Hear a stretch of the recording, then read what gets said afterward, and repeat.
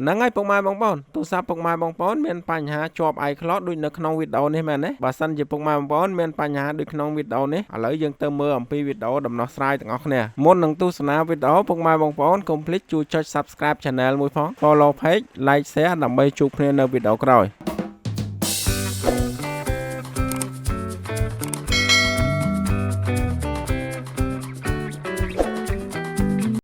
ជំរាបសួរពុកម៉ែបងប្អូនថ្ងៃនេះខ្ញុំមាន iPhone X មួយគ្រឿងដែលវាមានបញ្ហាជាប់ iCloud ហើយសម្រាប់ការជាប់ iCloud វានេះដែរគឺវាជាប់ត្រឹម Hello ណាពុកម៉ែបងប្អូនគឺយើង Activate វាទៅទេហើយសម្រាប់ការដោះ iCloud យើងដែរគឺយើងត្រូវការកម្មវិធី2ពុកម៉ែបងប្អូនណាគឺយើងត្រូវការកម្មវិធី2ទី1គឺនេះកម្មវិធីសម្រាប់យើងធ្វើការចាប break វាហើយមួយទៀតគឺ Unlock Tool ពុកម៉ែបងប្អូនគឺយើងត្រូវការកម្មវិធី2ហ្នឹងដើម្បីធ្វើការ bypass iCloud ឥឡូវយើងទៅបើកកម្មវិធីសម្រាប់ចាប break វាពុកម៉ែបងប្អូនគឺយើងចាប break ទាំងចេញ Hello អញ្ចឹងយើងចាប break សិនណាយើងអត់តន់ធ្វើការ bypass ជាមួយ Unlock Tool ទេយើងបើកកម្មវិធីហ្នឹងហើយយើងធ្វើការចាប break ទូរស័ព្ទហ្នឹងដើម្បី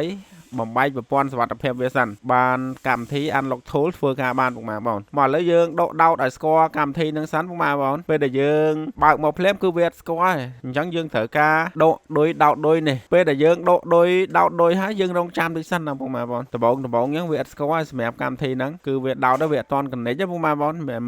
មិនអត់តន់ស្គាល់ណាយើងធ្វើការរងចាំវាទីសិនមកពេលដែលវា connect ហើយចាំយើងធ្វើការបន្តទៀតនេះពុកម៉ែបងប្អូនឥឡូវវា connect ចោលហើយវា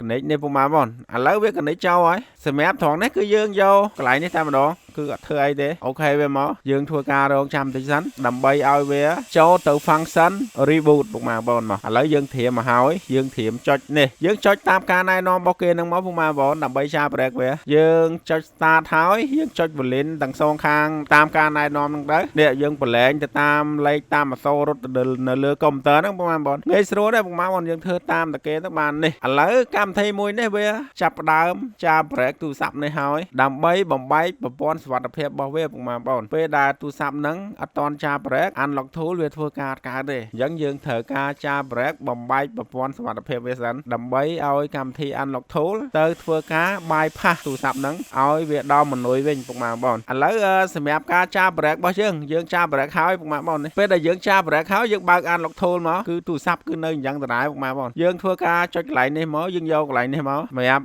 ពេលដែលយើងយកកន្លែងហ្នឹងហើយគឺកម្មវិធី Unlock Tool វាម្ដងទៀតពុកម៉ែបង bypass វាយើងយកកន្លែង bypass ពុកម៉ែបងណាយើងយកកន្លែង bypass ហ្នឹងមកនេះពុកម៉ែបងអញ្ចឹងពេលដែលយើងចាប break ហើយបានកម្មវិធី Unlock Tool វាធ្វើការកើតពេលដែលយើងអត់ទាន់ចាប break ពុកម៉ែបងកម្មវិធី Unlock Tool គឺធ្វើការអត់កើតទេណាមកឥឡូវយើងទៅមើលទាំងអស់គ្នាហើយសម្រាប់ទូរស័ព្ទនេះគឺវាអត់ដើរថាច់ណាពុកម៉ែបងវាខ្ញុំខ្ជិលដោថាច់នេះអញ្ចឹងទេពុកម៉ែបងគឺវាចាញ់ហើយពុកម៉ែបងគឺវាមានតែប៉ុណ្្នឹងទេសម្រាប់ការ bypass iCloud អញ្ចឹងនៅក្នុងវីដេអូនេះគឺមានតែប៉ុណ្្នឹងទេពុកម៉ែបងជាចុងក្រោយកុំភ្លេចជួយចុច Subscribe Channel មួយផង Follow Page Like Share ដើម្បីជួបគ្នានៅវីដេអូក្រោយអរគុណជំរាបលា